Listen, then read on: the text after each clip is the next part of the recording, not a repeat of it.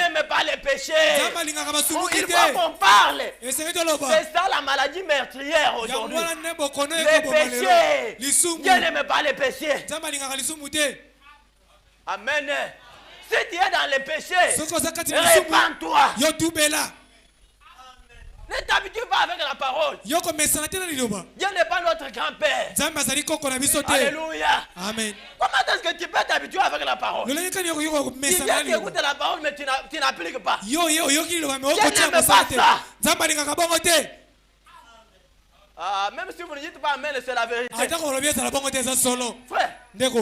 est-ce que tu peux être un demi-chrétien? Chez notre Dieu, il n'y a pas les demi-chrétiens. Dieu n'a pas les demi-prédicateurs. Soit je suis prédicateur, soit je ne suis pas prédicateur.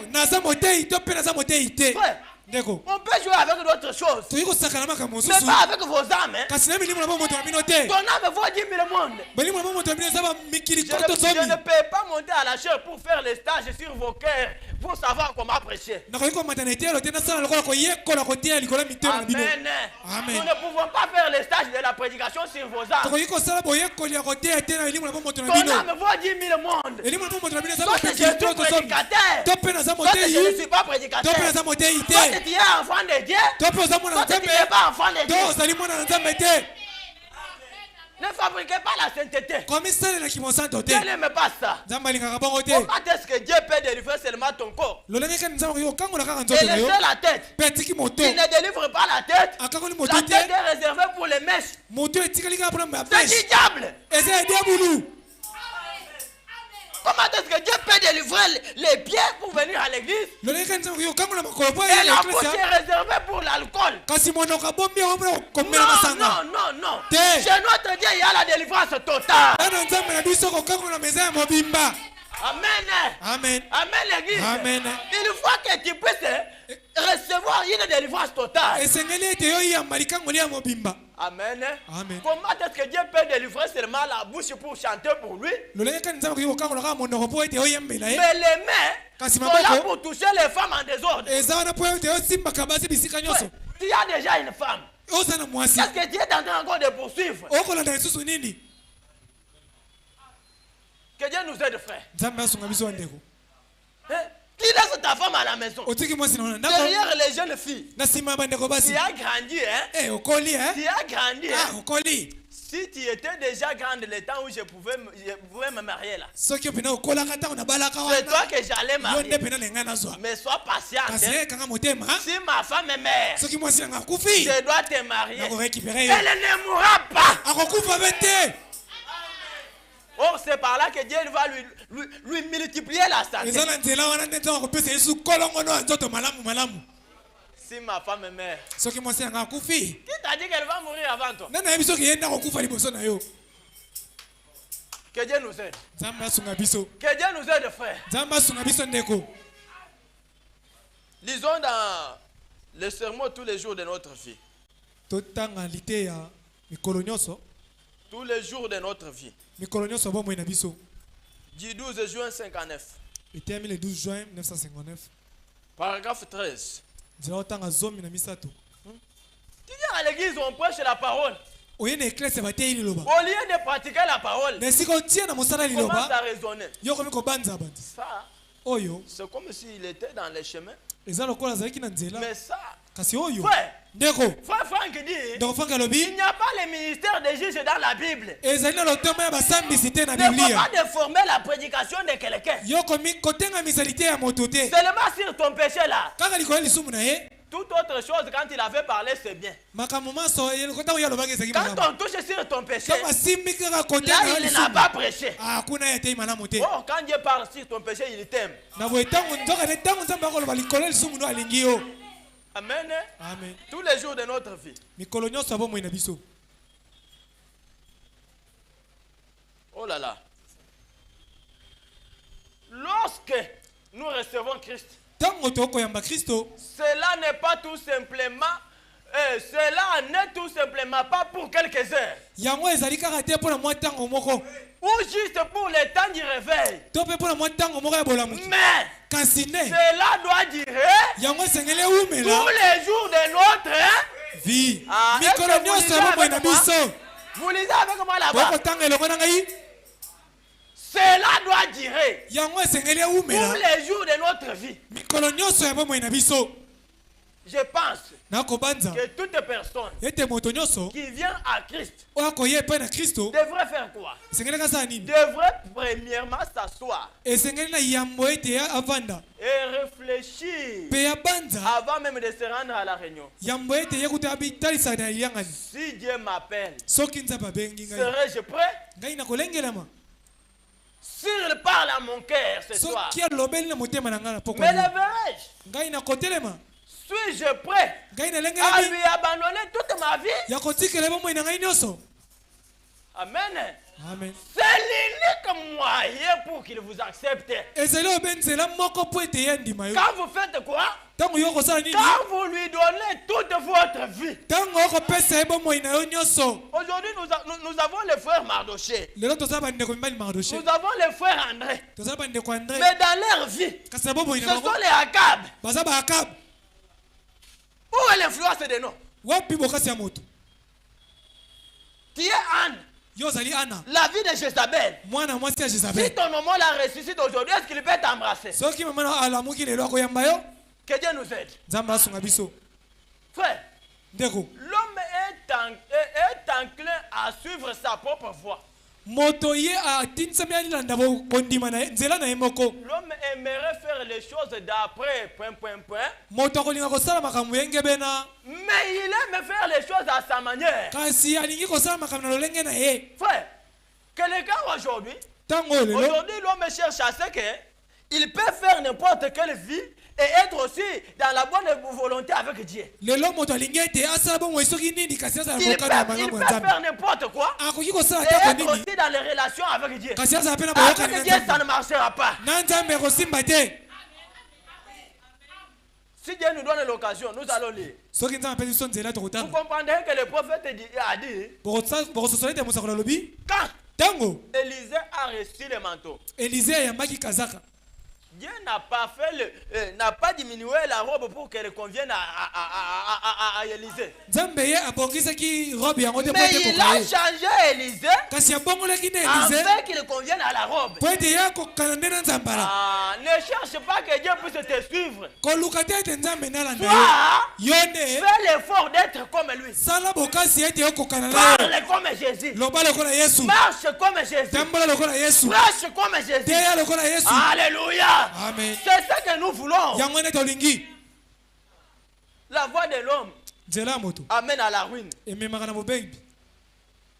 vous êtes là. Mais tes frères, écoutez, il est là montré juste quelques heures après sa chute, l'homme. Dans le jardin d'Éden. Il voulait faire les choses à sa façon. En effet, l'homme est toujours satisfait tant qu'il fait les choses à sa propre façon. La Bible dit que vos voix ne sont pas mes voix. Mes pensées ne sont pas vos pensées. Amen. Il faut faire mourir tes pensées et recevoir l'Esprit du Christ. L'Esprit du Christ, c'est l'amour. L'Esprit du Christ, c'est l'humilité. Amen. L'inspiration spirituelle. L'inspiration spirituelle. Gagnons le temps. Comme le temps est déjà parti. L'inspiration spirituelle du 28 janvier 1956. Et terminé le 28 janvier 1956. Paragraphe 20 et 21. Et Élie, un homme sans père. Et je pense Élie a fait, je pense, 4 miracles extraordinaires pendant son ministère. Et Élisée en a accompli 8. Parce qu'il avait une double portion de l'esprit. Avez-vous déjà considéré ce prophète? Et vu quel beau type de Christ et de l'église ils sont là. Élie et Élisée. C'est le type parfait de Christ et son église. Quand Élie a su qu'il allait partir, que Dieu allait l'enlever, il est allé et a trouvé Élisée en train de labourer dans un champ. En fait, l'Esprit de Dieu lui avait dit d'aller auprès d'Élisée. Et quand il a vu Élisée, il a simplement accouru vers lui. Il a jeté sa robe sur lui. C'était un signe. Et alors, quand il a fait cela, Élisée n'est pas venu directement. Élisée a dit, accorde-moi seulement d'aller d'abord dire au revoir à mon père et à ma mère. Amen. Amen. Il voulait d'abord dire au revoir à ses parents. Nous ne disons pas au revoir à nos parents charnellement. Nous quittons dans les coutumes. Nous quittons dans ce que nos parents font qui ne se conforment pas avec la parole. Faites attention. Le salut est individuel. Frère, Frère Branham me dit, un enfant de Dieu ne s'inquiète pas de comment il sera enterré. Mais un enfant de Dieu s'inquiète de comment est-ce qu'il sortira de la tombe. Amen. Amen. Le jour de ta mort, je vais vous dire autre chose. Le jour de ta mort, ta femme sera mariée par une autre personne.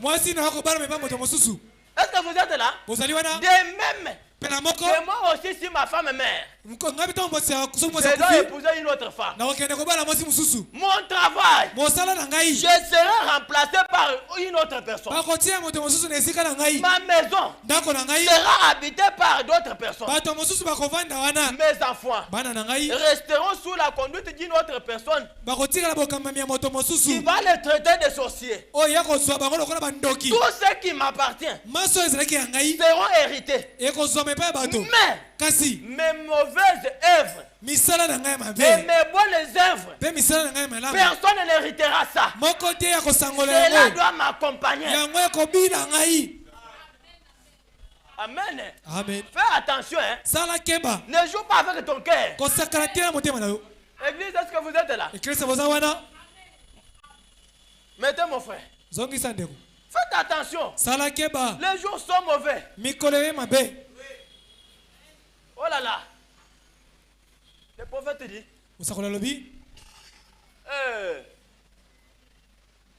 Il est allé dire au revoir à son père, à sa mère. Mais cet homme-là dans le Nouveau Testament, le Seigneur lui avait dit, laisse les morts ensevelir leurs morts. Ce n'est pas que Dieu est si compliqué. C'est selon la circonstance du moment. Amen. Amen. Quelque chose de différent. Nous ne sommes pas là.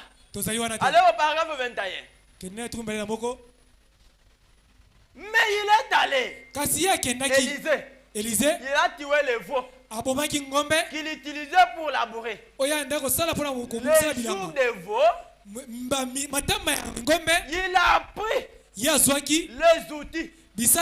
Il les a entassés dans les champs. Il a allumé un feu. Il a brûlé les outils. Il a fait rôtir les veaux. Et a offert un sacrifice.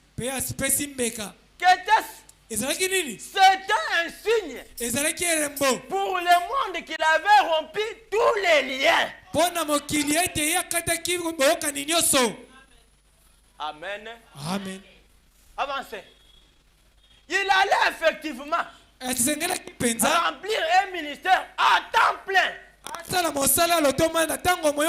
Il allait donc là comme un prophète ou un de Dieu. Et probablement que jamais sur cette terre, Dieu n'allait plus revoir son père et sa mère. C'est pourquoi il leur a dit au revoir. Non seulement cela, mais les outils de travail qu'il avait, il les a brûlés dans les champs pour offrir un sacrifice à Dieu. Montrer qu'il avait réellement tout abandonné pour devenir un prophète du Seigneur. Oh. Quelle leçon pouvons-nous en tirer ce soir? Que chaque homme qui vient à Christ, qui met sa main à la charrie et qui commence et ose même regarder en arrière, n'est pas digne d'élaborer. C'est la parole du Seigneur. Aujourd'hui, la raison pour laquelle nous connaissons un temps tel que celui dans lequel nous vivons, c'est parce qu'il y a trop de demi-conversions. Mais c'est la vérité, non? Il y a trop de demi-conversions. Frère, le problème, ce n'est pas dire Amen. On ne reconnaît pas le christianisme à l'église. Ici, nous venons apprendre pour aller appliquer là-bas. Est-ce que vous êtes là? On reconnaîtra que tu es chrétien quand tu seras au travail. Les témoignages qui sortiront là-bas. Quand tu seras au voisinage. Quand tu seras seul. Craignant celui qui tue le corps et l'âme. Aujourd'hui, les gens craignent surtout les hommes. Quand vous voyez pasteur, comme si tu es gentil. Mais ce que tu appliques, ce n'est pas ce que le pasteur te prêche. Je pensais qu'il y aurait un tel silence. Que Dieu nous aide. Frère, le prophète dit, dans les noces de l'agneau, le noces de l'agneau du 21 janvier 62. Il y a le 21 janvier 1962. Paragraphe 91. Écoutez ce qu'il dit.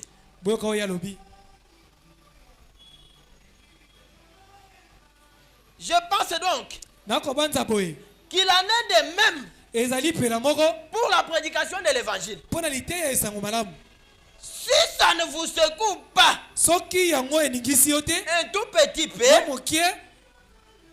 et vous amenez à sentir que votre gastronomie spirituelle a bien commencé.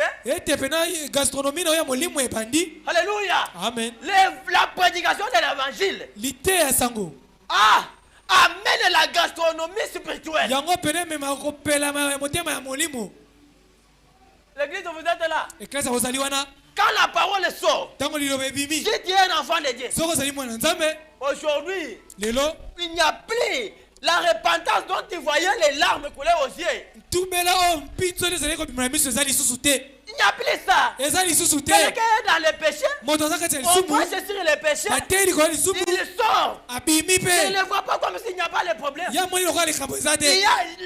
Lazare a les habits de l'église et il a les habits du dehors. Les habits qu'elle porte pour venir à l'église et les habits qu'elle porte dehors. Ce n'est pas une vie digne de l'évangile. Frère, quand on vous parle de ça, votre dans son cœur là, il est en train de dire quitte là-bas avec l'évangile du village. Qui t'a dit qu'il y a la parole du village et la parole de la vie? Nous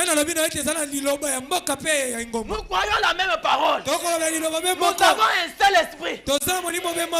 Alléluia. Amen. Nous avons la même Bible. Nous avons les mêmes messages. Si l'esprit de Dieu qui est au village est à vous, si l'esprit de Dieu qui est au village est est dans la ville, nous pratiquerons les mêmes œuvres. Amen. Amen. Dieu n'aime pas des jupes courtes. Alors toi tu as vu que tu t'es bien vêtu. Pourquoi quand tu viens à l'église tu cherches maintenant une pagne pour te couvrir? Qu'est-ce que c'est là? Parce que tu t'étais habillé avec toute connaissance. C'est le signe de la sorcellerie ou comment? Que Dieu nous aide. Frère, quand la parole sort, tu dois sentir quand même la gastronomie spirituelle. Si tu es pécheur, cela t'amène à pleurer. Qu'est-ce qu'il y a les essentiels sur cette terre? Tout ce que nous voyons ici, nous sommes venus les trouver. Un jour, ça va aussi rester. La meilleure chose que nous avons dit, c'est le Saint-Esprit. Frère, Christ en moi, c'est ça l'espérance de la gloire. Si tu veux avoir la gloire, ayez Christ en toi. C'est la parole qui libère. Oh, c'est la vérité qui a franchi. Quand vous écoutez la vérité de la parole, appliquez cela, ça va vous affranchir. Amen. Amen. Frère, lisons la dernière citation. Qu'est-ce que le Saint-Esprit? Paragraphe 134.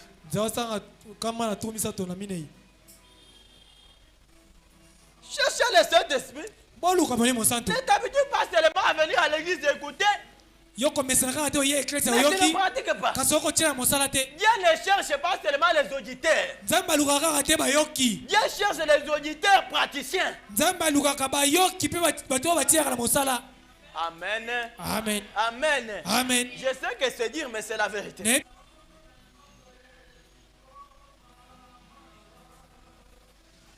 J'ai dit, paragraphe 134. Qu'est-ce que le Saint-Esprit? Ce n'est pas trouvé. Et je vérifie l'année ici. C'est de l'année 59. Hein? Oui, oui. Écoutez ce que l'autre bien-aimé frère Banam dit. Le corps de Christ est un seul esprit. Où chaque membre de la Pentecôte jusqu'à maintenant boit du même vin nouveau. Du même ça. Par la porte ouverte de Dieu. Le Saint-Esprit qu'est-ce? C'est la porte ouverte de Dieu. Le Saint-Esprit qu'est-ce? Le Saint-Esprit c'est un signe. Le Saint-Esprit c'est un sceau. Quand on met un sceau sur le papier, ça se voit à l'intérieur et aussi dehors. Si tu es scellé, on connaîtra cela par tes œuvres. Alléluia. Amen. Le Saint-Esprit qui peut te donner accès à recevoir n'importe quelle chose. Pourquoi ne désirez pas une telle chose? Pourquoi ne désirez pas le Saint-Esprit? Oh là là, bien aimé, les paroles de la Bible ont la même efficacité. Si le Saint-Esprit a marché avec les apôtres et qu'ils ont fait les choses miraculeuses avec le même Saint-Esprit, nous pouvons aussi le faire. La parole de la Bible ne manque pas. Je peux vous donner un exemple que le frère Banam a parlé pour vous montrer que les paroles de la Bible ne changent jamais. Si vous prenez dans le propre de la parole, moi je ne lis pas parce qu'il n'y a pas le temps. Paragraphe 97. Il parle de l'histoire d'un capitaine qui avait toute sa vie n'a pas reconnu Christ. Mais un jour, sur le navire, la mort l'a attaqué. Sur la mer, Il a commencé à pleurer. Abandi kolela. Je dois mourir. Je dois mourir. Il y avait la Bible. Il n'y avait qu'un petit enfant qui avait une Bible qu'on lui avait achetée par sa mère. Tu peux te fâcher pour ta mère, ton mari à cause de la robe. Mais pour la Bible, impossible. Tu ne peux pas dire à ton mari, l'argent dont tu pouvais m'acheter la robe là, pour cette fois-ci, achète-moi la Bible. C'est impossible, hein? C'est la mère qui avait acheté la Bible à son fils. Et l'enfant marchait avec cette Bible partout. On l'a fait venir. Quand l'enfant est venu, il a dit capitaine, je sais qu'il ne sait l'écriture. Frère, il ne sait l'écriture de la Bible peut te sauver. C'est la vérité. Il ne sait l'écriture de la Bible peut transformer quelqu'un. Dis-moi si tu es la semence.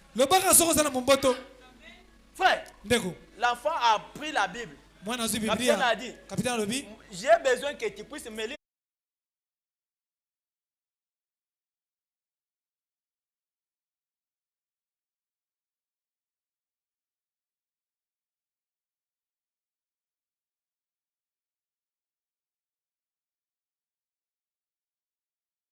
La paix. Et tout vous, les paroles de la Bible ont la même efficacité. Croyez-les. Cherchez le Saint-Esprit. Vous allez palper la main de Dieu. Que le Seigneur vous bénisse.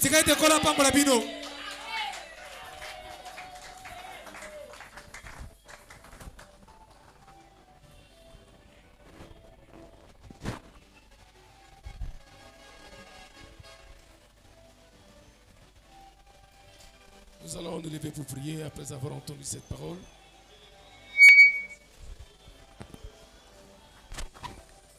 Nafuka mine koloso namakolo yankolo pe koja kinga nazeke miao ya solo namakela na Yesu nafuka mine koloso namakolo ya kolo benena inga inyandeme kojala muye kole sokemo sala esele nakozonga naboka epai molunge ale pena pekele bela